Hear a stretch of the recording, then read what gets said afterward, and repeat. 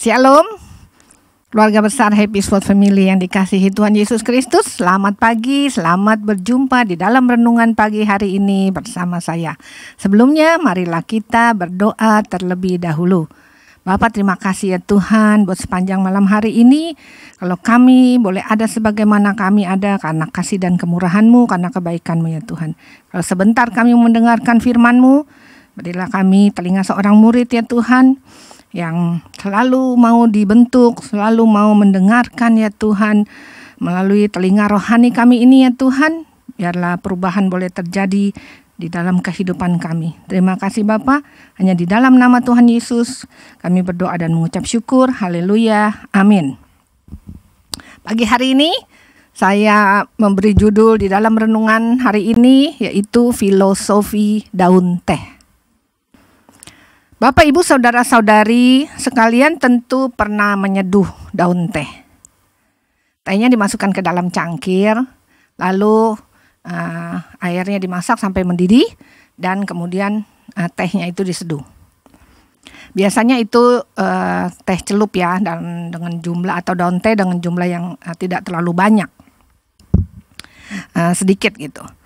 Maka seketika itu juga teh sudah mengeluarkan warnanya, kecoklatan atau bisa lebih pekat lagi, tergantung dari berapa banyak daun teh yang kita akan mau seduh atau kita mau masak.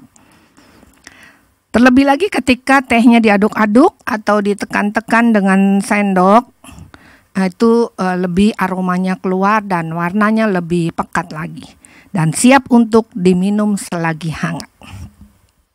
Saya mendapat pelajaran tentang cara meracik daun teh ini agar mendapatkan hasil yang pas untuk dinikmati. Pertama, ketika daun teh mulai disiram dengan air panas atau daun teh dimasukkan ke dalam panci yang airnya sudah bergolak ya, udah mendidih banget gitu. Untuk porsi yang banyak kalau di dalam panci, maka saat itu juga aroma daun teh itu sudah tercium dengan keharumannya yang khas. Yang kedua, warna dari daun tehnya pun sudah mulai bertambah pekat.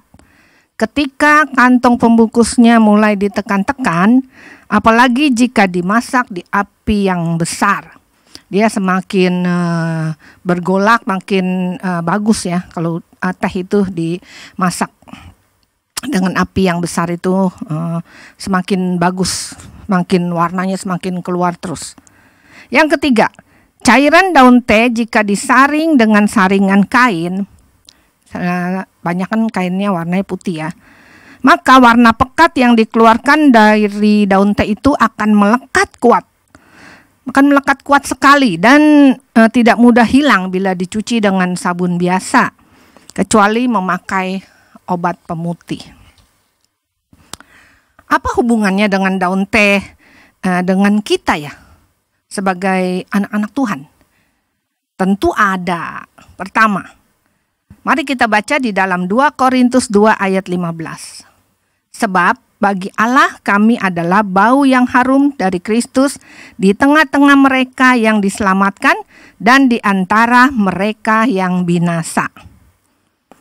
Kita sebagai pengikut Kristus yang katanya sudah tahu firman Tuhan, mengerti kehendak Tuhan, hidup di dalam kebenaran, sudah seharusnya kita menjadi atau mengeluarkan bau yang harum, yang menyenangkan hati Tuhan, bukan sebaliknya mengeluarkan bau yang busuk, yang memalukan dan mendukakan hati Tuhan.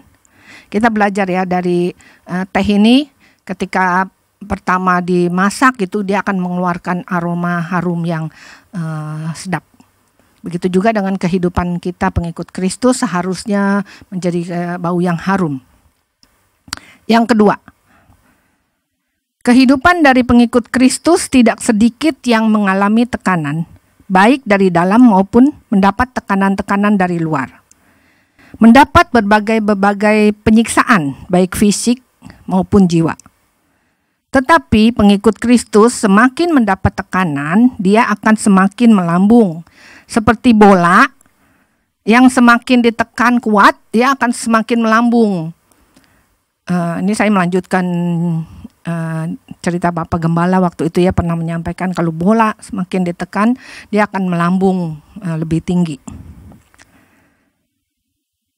Di dalam 2 Korintus 12 ayat 10 berkata, "Karena itu aku senang dan rela di dalam kelemahan, di dalam siksaan, di dalam kesukaran, di dalam penganiayaan dan kesesakan oleh Kristus.